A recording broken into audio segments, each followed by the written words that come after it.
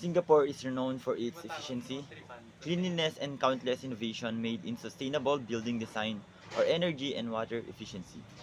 Yet, despite aiming to become a zero-waste nation and investing heavily in waste management, the island state fares quite weakly when it comes to responsible resource recovery. Due to Singapore's growing population, the amount of waste generated over the years has been increasing steadily. In 2013, a total of 7.8 million tons of refuse was generated, of which 4.8 million tons were recycled. The remaining 3 million tons was disposed of at our incineration plant and landfills.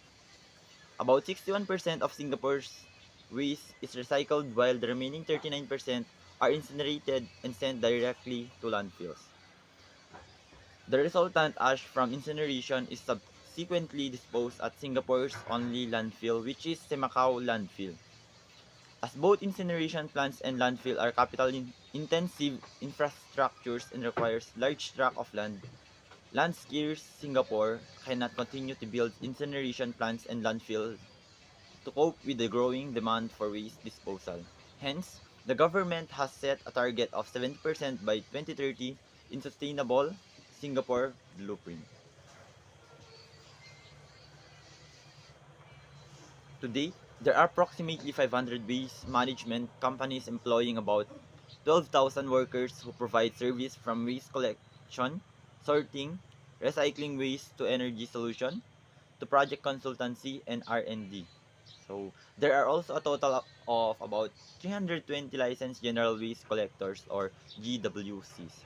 So where does the waste go? So most of Singapore's trash is incinerated.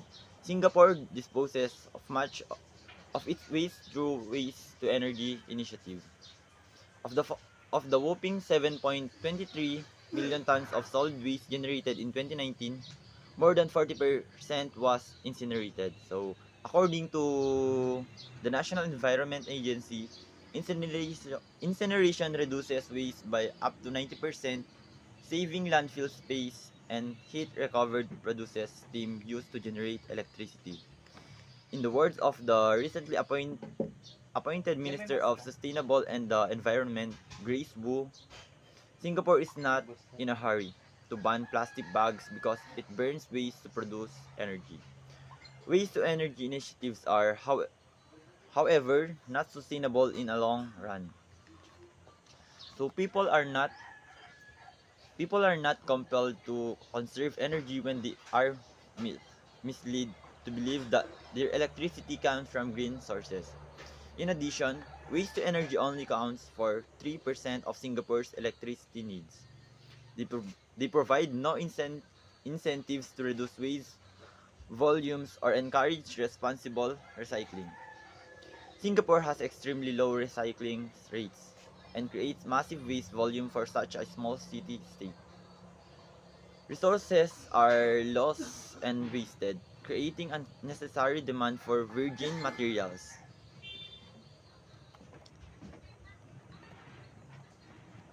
They could stifle innovation in waste management, including upcycling waste in other higher value higher value products beside electricity or hinder the transition to more renewable energy resources.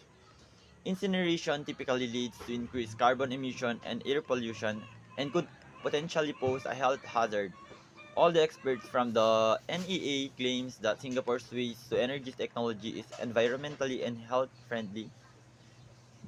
So since most trash is incinerated, plastic alternatives often thought as biodegradable may not be more environmentally friendly in Singapore's context as they would either require a special industry facility to be processed or would need to be left in a landfill to degrade. Next is the recycling rate are extremely low and much of it's exported. Despite awareness raising campaigns to encourage 3R, which is the reduce, reuse, and recycle mindset, and designating 2019 as a year towards zero waste, Singapore's domestic recycling rate dropped from 22% in 2018 to 17% in 2019. Only 4% of plastic and 18% of the food is recycled in the city-state. Most of Singapore's recycling is exported abroad for processing, including Australia, China, India, Indonesia, Malaysia, South Korea, or Thailand. However, recent government decision by countries like China or Indonesia to cut their imported waste means that an increasing amount of Singapore's recyclable trash ends up being incinerated. According to many industry experts, running a domestic recycling operation in Singapore is not financially feasible, and there is a little transparency on what happens with the exported recycles.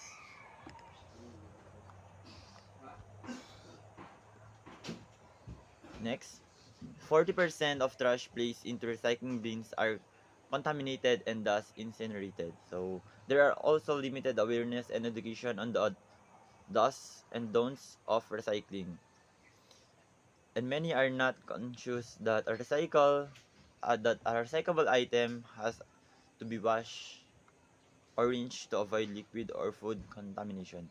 So according to our research, in 2018, the Singapore Environment Council or the SEC, they say that 70% of respondents did not fully know which items were considered recyclable. So under Singapore's national recycling program, the government provide commingled recycling bins to all residential estates where glass, plastic, paper, and metal are collected together, which further increase the risk of contamination if consumers do not recycle correctly. So the NEA has published a helpful list of what should and should not be placed in recycling bins and in what condition. This document should be promoted as a very Singaporean household recycling viable. So next is Singapore's one and only landfills is projected to reach capacity by 2035. So incinerated ash as non-incinerable waste are disposed to Semacao landfill. So the city-state Seoul's landfill, which is projected to run out of space by 2035 or even earlier given to spike in waste generation amid the COVID-19 pandemic. This further increases the urgency to improve sustainable waste management and resource recovery at the regulatory and industrial as well as the consumer and household level. Next is the Extended Producer Responsibility or the EPR. So, EPR is the key to more responsible waste management. As a glimmer of hope, the Parliament passed the Resource Sustainability Bill in 2019, which aims to introduce Southeast Asia's first extended producer responsibility or the EPR law, essentially holding firms accountable for the responsible disposal of post-consumer waste. It also measures include mandatory reporting for companies that produce or use packaging and extending EPR for e-waste by 2021, food waste by 2024, and packaging by 2035. Continuous Continued investment in upcycling innovation will be equally crucial to tackling Singapore's waste management problems. Last year, the government has also opened a new waste management plan which aims to convert waste into not just electricity but also construction materials and is slated to eventually be able to treat medical and other form of hazardous waste. So in addition for that, construction has begun for the first integrated water and soil waste treatment facility which will be enabled to co-digest of food waste and use water sludge to boost electricity generation. In Germany, waste separation starts with every consumer. So in every household must sort their trash into bins and containers. A large part of the waste generated in Germany is reused and recomposted, which saves resources and protects the nature. Germany is leading the way in waste management and recycling. Germany has been very successful in its fights against growing garbage and heaps. This clever system has led to less paper, thinner glass, and less metal being used, thus creating less garbage to be recycled. The net results a drastic decline of about 1 million tons less than normal every year. In Germany, there is a bottle return system. When you purchase certain products, you pay a deposit or DP fund for the bottle. When you return the empty bottle, you get your deposit back. The German recycling system uses 6 different bins classified according to color system, which tells users what kind of waste they can put into each of them.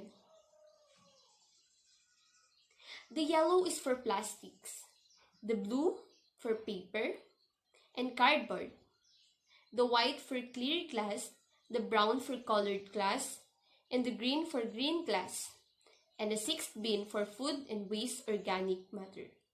The empty bottles are then reused or recycled.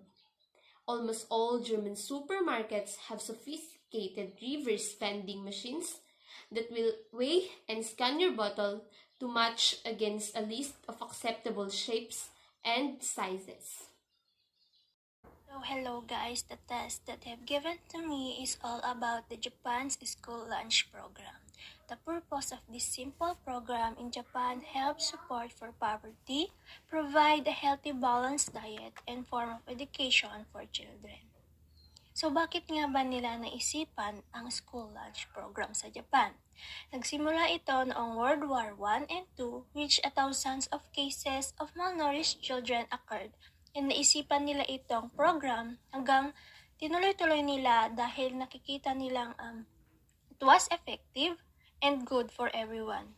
And hindi lang para sa mahihirap ang program na ito, kundi sa lahat ng students, and as years pass by, it was improved, but noong nagka-World War II, there is a sudden shortage of food supply of schools' lunches.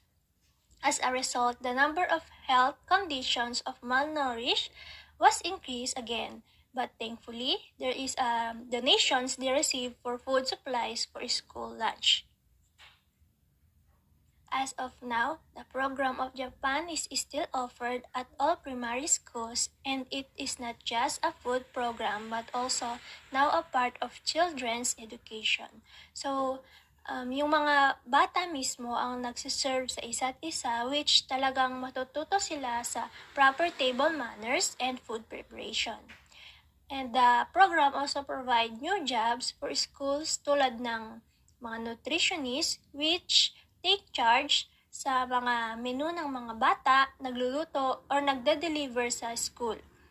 In Japan, school lunch meal consists of rice, a main dish which are fish, meat or vegetable dishes, and fruits. As of now, the program of Japan is still offered at all primary schools, and its school lunches are not universal. Meron din sa Finland, who is the first country to offer free school lunches. Their lunch meal consists of bread, meat, or fish and vegetables. In Italy, usually has pasta with a meat dish, vegetables, and fruit dessert. In Sweden, students get a hot main meal and vegetables for salad, while South Korea typically consists of rice, soup, kimchi, and other side dishes, and syempre di mawawala ang Pilipinas. Since Pilipino tayo, ano nga ba ang pagkakaiba ng program ng Japan School Lunch Program sa Pilipinas? So, based on my experience when I'm in elementary, there is no nutritionist and the food they serve is very different from Japan. Dito sa atin ay mga champurado and sopas at hindi lahat ng students na bibigyan kundi yung mga malnourished lamang na bata, at naaalala ko din hindi araw-araw may ibinibigay silang food, depende kung nakapagluto sila. And now, hindi na champurado, mga sopas ang binibigay, kundi mga pack na gatas and biscuits for a week for each children. For me, those food is not enough. As a result, madami pa din ang malnourished children sa atin rather than the other countries such as Japan. So balik tayo sa Japan. The end result of Japan's school lunch program help family finances, and a big impact on children because it taught them about responsibility and learn a healthy eating habits. And I hope that someday and in the future, here in the Philippines, we can copy and adapt of Japan's school lunch program. So, sa America's fast food obsession naman tayo, may mahigit isang kapat ng mga Amerikanong nasa hustong gulang na ang kumakain araw-araw. Napakamura ang fast food doon at mabilis din nila itong ihain ng wala pang 10 minuto. Hindi gaya dito sa Pilipinas na umaabot ng 10 minuto o higit pa. Ang McDonald's doon ang pinakasikat na fast food restaurant na may mahigit 37,000 location. Karamihan, ang pagkain sa McDonald's, hindi na nila kailangan ng anumang uri ng kubyertos upang kainin ang kanilang pagkain. Nangangahulugan na ang kanilang pagkain ay maaaring kainin kahit saan at anumang oras. Para sa mga tao doon, ang oras ay isang pangunahing kadahilanan sa kanilang desisyon kung saan at kung ano ang kanilang kakainin. Lalong-lalo na sa mga college students na nahihirapang humanap ng oras para magluto. Naiulat din noon na 23% na mag-aaral sa kolehiyo ang kumakain ng fast food araw-araw. Isa din sa dahilan kung bakit pinipili ng mga Amerikano ang kumain ng fast food ay madalas dahil sa mabilis na proseso. So, aminadong hindi healthy ang pagkain sa mga fast foods. Ngunit walang magawa ang mga Amerikano or ang mga tao doon kundi balik-balikan ang kanilang fast food na nakasanayan dahil na rin kulang sa oras na gugugulin, lalong-lalo na sa mga nagtatrabaho or yung mga college students doon. Bukod din sa nabasa ko, may 50% na mag-aaral ang nag-ulat na kumakain ng hindi bababa sa 3 fast food na pagkain kada linggo. So, dahil sa kaginhawaan, ang mga fast food ay mahigpit na pagkakahawak sa malaking bahagi ng kanilang ekonomiya para sa pagkain ng Amerikano. At sa isang survey naman, may 32% ng mga tao ang nagsabi na kumakain sila ng fast food dahil mura daw ito. Dahil sa pananaw na ito, gumagastos din ang mga Amerikano ng mahigit $50 billion taon-taon sa fast food. The main issue faced by McDonald's that we are going to focus is the health threats caused by eating McDonald's. The phrase fast food has almost a negative connotation these days. Ano nga ba ang epekto ng McDonald's sa ating kalusugan? Una, you'll be at risk of developing diabetes. Most fast food like burgers, french fries, and even sodas are loaded with simple carbohydrates. When your body breaks down a McDonald's meal, your blood sugar level spikes, and in order to deal with this spike, insulin is quickly released to help bring the sugar levels down, leading to spike in insulin itself. Pangalawa, your cardiovascular health will suffer. Besides the fact that you're more likely to develop diabetes, which is factor for cardiovascular disease. Your heart health will suffer in other ways because of your regular McDonald's habit. Fast food is full of hidden added sugar, and these amounts are in stark contrast with recommendation by the American Heart Association. Another heart killer in fast food, you guess it, trans fats. Fried, aka crispy. Stuff at McDonald's is full of them. And no amount of trans fat is actually recommended as safe, as ingesting them can lead to higher level of bad cholesterol, lower levels of good cholesterol, and its ultimate heart disease. Pangatlo, you almost entirely gain weight. Most McDonald's items are notoriously high in calories. You can bet that all of their burgers and sandwich combined with a side of french fries and soda easily put you well over 1,000 calories. When you compare that to the Food and Drug Administration's daily calorie recommendations, which are about 2,000 calories for women and about 2,500 calories for men, you can understand why fast food can quickly lead to weight gain and even obesity. Not to mention, all those simple carbohydrates and added sugar will cause faster weight gain in your belly area. Belly fat has been shown to be more dangerous to human health than fat in any other part of the body. Pang-apat, you feel buffy and bloated. You know the secret to McDonald's addicted to food? An overload of sodium. Many fast food chains add flavor to their food by peeling on the salt, even on so-called healthy menu items, says nutritionist Dubai Amidor. As such, you could be taking in 75% or more of the recommended daily sodium in just one meal. Not only to do such high amounts of sodium increase your blood pressure and put you at significantly higher risk of stroke, heart attack, heart failure, and kidney disease. But they also have a more immediate effect because salt retains water in the body. After eating fast food, you likely feel bloated, puffy, or swollen. Panglima, you could develop depression. Recent research showed that eating fast food may cause a higher rate of depression. According to Amy Shapiro, founder of Real Nutrition, New York City, for those who eat the most fast food and commercial baked goods are also more likely to be single, less active, and have poor dietary habits, which eating less fruits, fish, vegetable, and olive oil. Panghuli, you could jeopardize your fertility. Fertility. According to headline, ingredients in junk food could also have a negative impact on your reproductive system. One study showed that fast food is a high tolerance of a group of chemicals which can affect your hormones and in turn your fertility, as well as put your children at higher risk of birth defects. I'm not saying you should never eat McDonald's, but it should be an indulgence rather than a daily or even a weekly routine.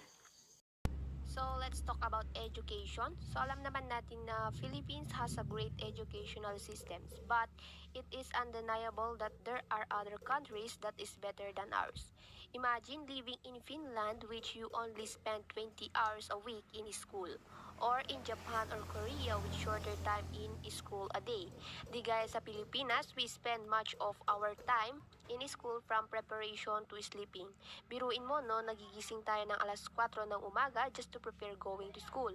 Bakit ganyan kaaga? Because we also consider traffic. Hindi natin maiiwasan yan. Isa pa, kailangan tayong maagang mag-prepare para hindi malit sa klase at hindi mamarkahang absent.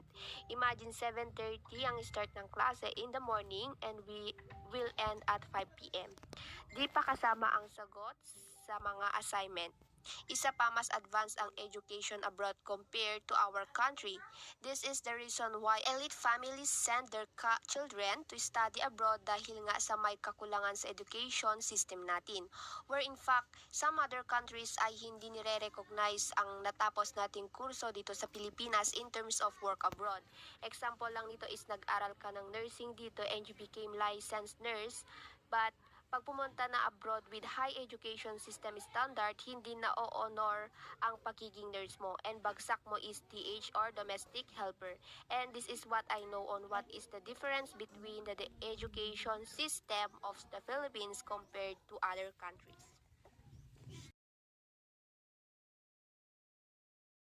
Korea is one of the most outstanding countries for having a good educational system. Kung i-compare natin ang Pilipinas, malayong-malayong agwat ng ating bansa sa kanila. We are far more behind from compared to them. Korea's education system is crucial for success and competition. Para kasi sa kanila, educational success is equal to socio-economic status. So their goal in life is ang makagraduate sa isang top-end university because this will indicate their high socioeconomic status. So when a Korean child started to go engage themselves in education, they are not just studying. Hindi lang sila mag-aral. They are in a goal, and that is to be on top. They are smart and they screamed in dominance. So when it comes to studies, they involve themselves in long hours of studying and hard work.